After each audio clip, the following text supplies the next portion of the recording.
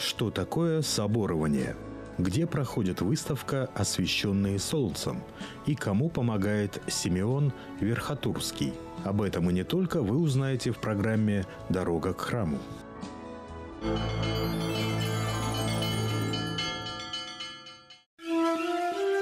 У православных верующих продолжается рождественский пост. И у поста есть свои особенности, обычаи и традиции. Одна из распространенных традиций современной жизни церкви такова, что Великим постом совершаются таинства соборования. Эти таинства совершаются для прихожан, для людей болящих прежде всего, немощных. Могут соборования общие распространяться и на другие посты многодневные, на рождественский, петровский, успенский пост. Это традиция, которая не обязательно, но уже прижилась в жизни верующих людей и совершается поэтому по сегодняшний день. В этом нет ничего плохого, но главное осознанно подходить к любому таинству, для того, чтобы не профанировать его, для того, чтобы таинство действительно было дверью в вечную жизнь, а не поиском каких-то сиюминутных стремлений человека. Истоки таинства следует искать в евангелиевском времени, в периоде, когда жил Иисус Христос. Его действия по исцелению больных и нашли свое отражение в обряде соборования или елеоосвящения. В дальнейшем такие чудесные деяния продолжили его апостолы.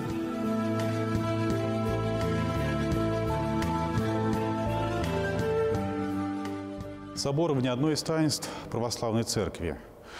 Мы совершаем это таинство и называем его таковым, отделяя от прочих церковных обрядов, потому что оно имеет своим основанием Священное Писание.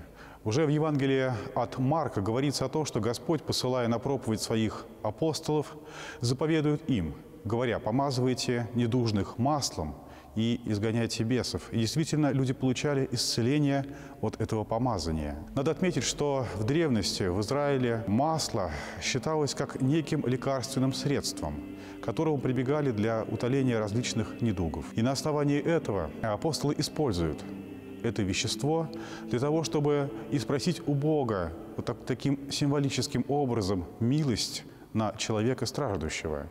И это неудивительно, ведь уже в греческом языке слова «елей» и «милость» очень созвучны. И поэтому происходит такая ассоциация – помазание елеем, как получение милости от Бога. Первые процедуры елеоосвящения на Руси были совсем несложны. Читались всего лишь псалмы и несколько молитв. К тому же обряды проводились в основном дома. Лишь с VI века это таинство начало приобретать тот вид, который оно имеет сейчас. В Древней Церкви, по свидетельству древних отцов-литургистов, есть упоминание о том, что это таинство совершалось над больным человеком в течение 7 дней.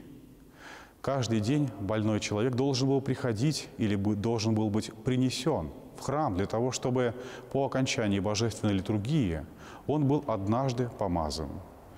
И так в течение 7 дней. Человек приносился в храм, был за богослужением, причащался святых христовых тайн и совершалось помазание.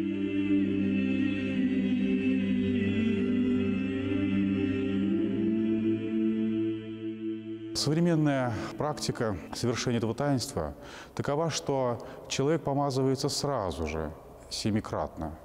И по смыслу этого таинства молитва должна быть соборной, по слову Спасителя: «Где 2 или 3 собраны во имя Мое, там Я посреди них». Число 7 особенное, символическое. Мы помним о 7 днях творениях, о 7 дарах Святого Духа. Поэтому и здесь используется 7-кратное это чередование молитвословий, чтение из Евангелия и апостола и 7-кратное воззвание к Богу о исцелении человека, который болен. Современная практика предполагает также 7-кратное помазывание человека, но в современных условиях не всегда удается собрать 7 священников. Поэтому таинство может быть совершено 3, 2 или даже 1 священнослужителем. Современный чин соборования проходит так. Сначала читаются подготовительные молитвы, канон, а затем уже совершается сам чин. Читаются выдержки из входящих в Новый Завет апостольских посланий, из Евангелия. Потом произносится ектения, молитвенное обращение к Богу от имени молящихся, с поминанием имен тех, кто принимает таинство. После читается молитва на освящение елея и совершается само помазание. При помазании священник читает молитву «Отче святый, врачу душ и телес». В современной практике Русской Православной Церкви таинство соборования предполагает чтение довольно пространных молитв.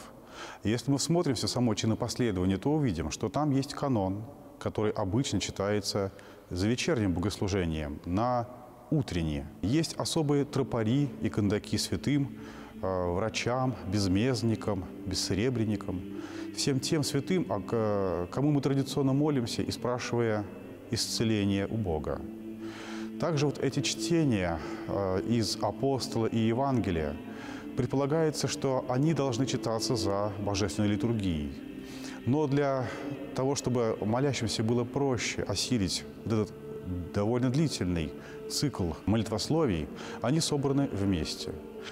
И сегодня, если человек болен, над ним совершаются и вычитываются все необходимые молитвословия и чтение из Священного Писания подряд. Во время соборования можно молиться стоя. Кто немощен, может молиться сидя. Главное – молиться. Это таинство может быть совершено над человеком на дому. То есть, если человек действительно болен, и в молитвах говорится о человеке на одре лежащем, то есть больном, не могущем встать, то человек призывает священника, тот, приходя к нему в дом, исповедует, причащает его и преподает и таинство соборования.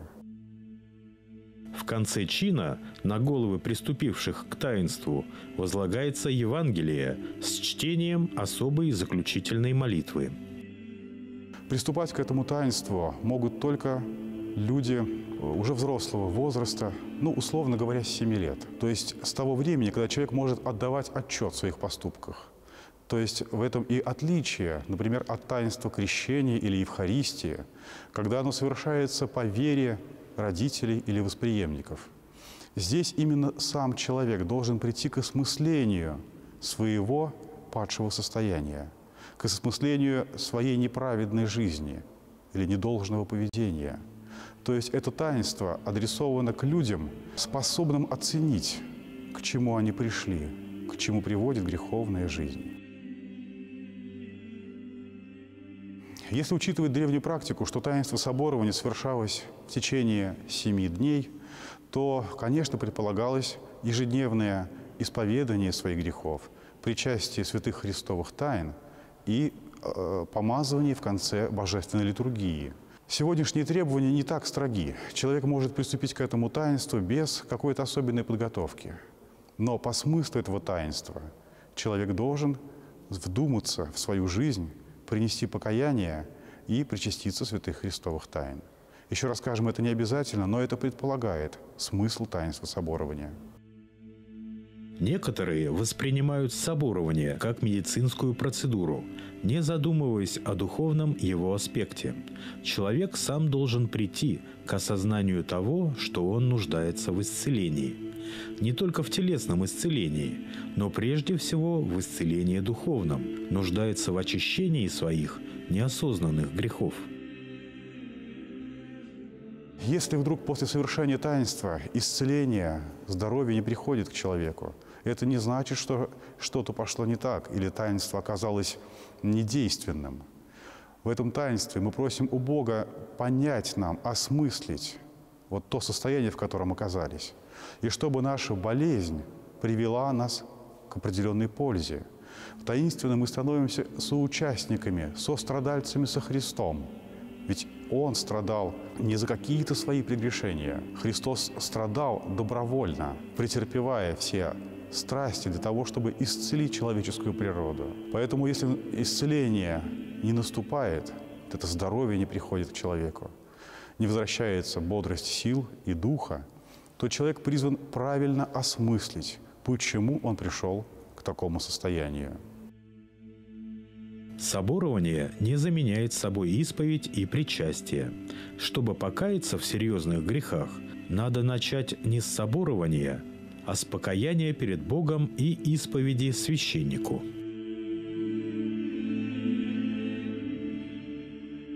Исповедь – это труд, и оставление грехов – это результат труда, который должен совершаться в человеке. Скорее, наоборот, таинство соборования должно привести человека к осознанию своих грехов для того, чтобы от них отказаться, отречься, раскаяться в таинстве покаяния.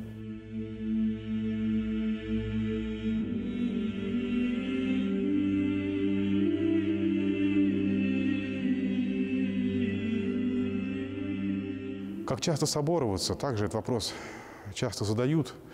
Общего правила нет. Но у святых отцов мы находим такое мнение. Они говорят, что собороваться нужно от каждой новой болезни. То есть по мере надобности, когда мы чувствуем, что наших сил не хватает или не понимаем, за что Господь попускает те или иные страдания, можно прибегнуть к этому таинству, вновь и спрашивая у Бога осознание, переосмысление своей жизни, чтобы Господь восполнял наши силы в дальнейшем христианском пути.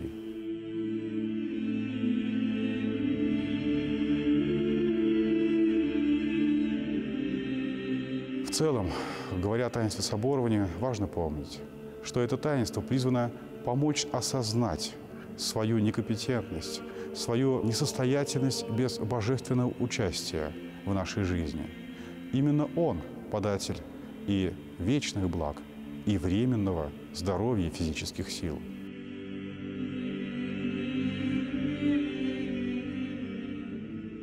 Соборование – таинство исцеления души и тела. Это очень важный обряд для верующих, так как идет духовное и физическое исцеление. Конечно, это возможно только при условии искреннего раскаяния и наличия веры.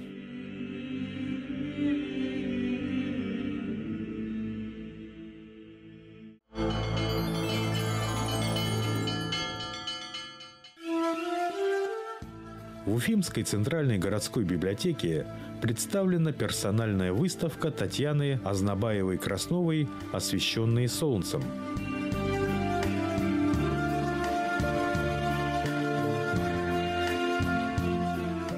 В 2010 году, после того, как у нас закончился капитальный ремонт, мы увидели, что у нас стены голые.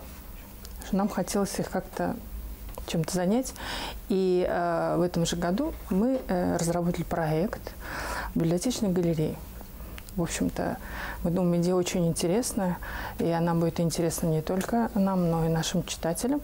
И поэтому в 2010 году мы написали проект и подали его в Общественный фонд развития города на достояние столицы. Проект нас поддержали и выделили определенную сумму для, в общем-то, оборудования этой галереи подвесами. И так у нас родилась эта библиотечная галерея.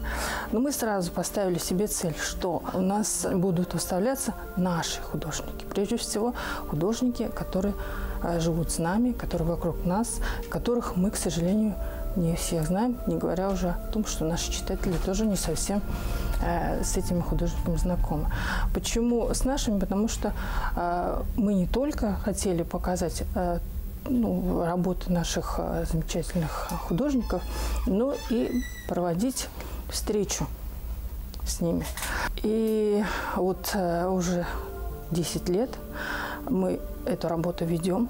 Нам очень нравится. Мы после того, как встречаемся с нашими художниками, именитыми, начинающими, мы уже отслеживаем их творчество дальше. Мы с ними не прощаемся. Мы с ними встречаемся еще и еще раз. В экспозицию вошла живопись, созданная на пленэрах этого года. Пленерно-выставочный проект «Русская Атлантида», в котором участвовала Татьяна, был организован Санкт-Петербургским центром гуманитарных программ в партнерстве с Союзом художников России и Петровской академией наук и искусства. Это одна из успешных российских программ, дающих художникам возможность знакомства с золотым фондом исконно русской культуры.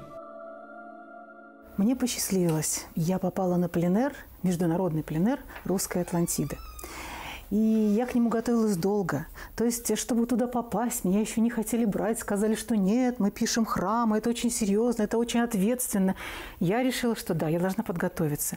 И я 3 месяца писала храмы нашей Уфы. Вот. И благодаря этому я все-таки смогла попасть. Пленэр проходил в Калужской области, в городе Мещовск, в Свято-Георгиевском мужском монастыре. И вот здесь представлены 2 работы с этого пленэра. Это «Женский скит». А сам монастырь, он получился так хорошо, что у меня батюшка его забрал в свою коллекцию. Но это было условие пленэра. После этого пленэра я не могла успокоиться и поехала дальше в Крым отдохнуть. И заодно, конечно же, рисовала без конца. И вот самой такой значимой работой моего крымского пленэра, мне кажется, является вот этот храм. Это собор Александра Невского. И он меня потряс, конечно, своим величием, своей белизной на фоне вот такого синего крымского неба. И я писала долго, разбирала, как же мне справиться с этой махиной. Но все-таки я решила, что надо браться.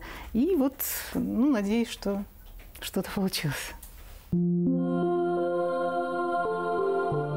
Позже художники побывали в Покровском мужском монастыре неподалеку от села Дедово Федоровского района Республики Башкортостан. В течение нескольких дней художникам была предоставлена возможность познакомиться с жизнью монастыря и написать картины храмов, которые находятся на его территории.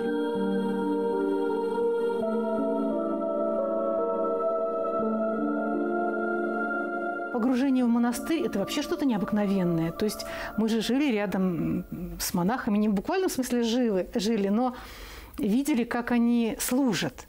И вот мы поняли, что такое служба. Я недопонимала вот это действительно. То есть мне казалось, что служители, они, приходят там свои, читают молитвы. Но это больше, чем служба. Это что-то больше, чем театр, больше, чем искусство, больше, я не знаю, нет, наверное, в русском языке такого слова, которое подошло бы. То есть я просто это чувствую, даже не могу выразить словами. Вот пытаюсь красками. Храм в русской культуре занимает особое место. Это не просто религиозный символ. Это место философского единения человека с окружающим миром. Это центр его духовной жизни. Мы давно хотели увидеть в нашей галерее ее работы, батик, акварели или масло. И вот нам посчастливилось, сейчас у нас буквально маслом пахнущие работы представлены в нашей галерее. И благодаря нашим соцсетям спасибо, что такое сейчас есть. Рождение работы «Утреннее солнце» было буквально на глазах. Выходит художник утром по городу, идет, и зацепил его определенный момент. Я знаю, что вот здесь рядом гостиница, где проживали, буквально необычная лепнина старинная. Вот эта работа, я знаю, зацепила Татьяну Валерьевну, и на глазах рождается картина. Или кипарисы, горы, море. Солнце, воздух, да, которого нам в этом году немного не хватает. И поэтому было очень интересно следить. И то, что сейчас эти работы здесь у нас в галерее, это тоже для нас большая радость. И мы надеемся, для наших читателей. Замечательный сюжет живописи для души человека. Картины церквей, золотые маковки куполов, четко выделяющиеся на фоне синевы неба, вызывают трепетные чувства, всплеск эмоций и размышления о высоком.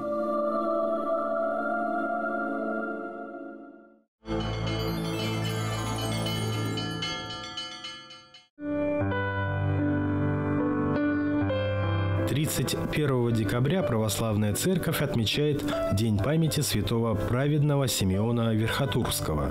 Сведения о жизни Симеона очень краткие и известны только из его жития, составленного в конце XVII века на основе рассказов его современников.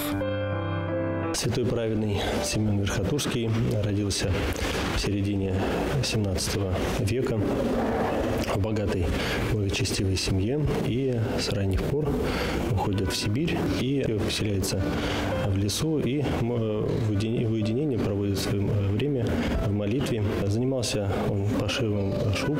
Святой Симеон Верхотурский не желал, не хотел брать деньги за свою работу, за пошив шуб в данном случае, и уходил от этих моментов, тем самым не доделал свою работу до конца. Допустим, не пришил пуговицы, не доделал последний момент. И за это получал различные осуждения, оскорбления, в том числе даже были случаи побоев его. И чаще всего он молился, свои дни проводил на реке Тура в Сибири, недалеко от села Меркушино. Этот камень до сих пор сохранился, и даже на иконе есть этот камень, на котором молился святой праведный Симеон Верхотурский. Умер он в достаточно раннем возрасте, около 40 лет. Погребли его в село Меркушино, недалеко от храма святого архистратига Михаила. Святом вспомнили только через 50 лет. Но вот именно через 50 лет его как раз и пошли моменты такие прославления этого святого. Тогдашний митрополит Игнатий, митрополит Сибирский Игнатий, когда создал комиссию, отправил людей, чтобы освидетельствовали мощи этого святого. И тогда ехал иродиакон Никифор, и он пал в сон, и во сне ему был такой момент. Явился святой, и когда он спрашивает, как имя твое, он же говорит, имя мое Симеон. И в этот момент он удалился. И когда приехал на место свидетельствования мощей, как раз было сказано, что этот Симеон его прославляет его и переносят его мощи, торжественно переносят из села Меркушино в ближайший град, это Верхотурье, и в Никольском мужском монастыре эти мощи пребывали до 20 века.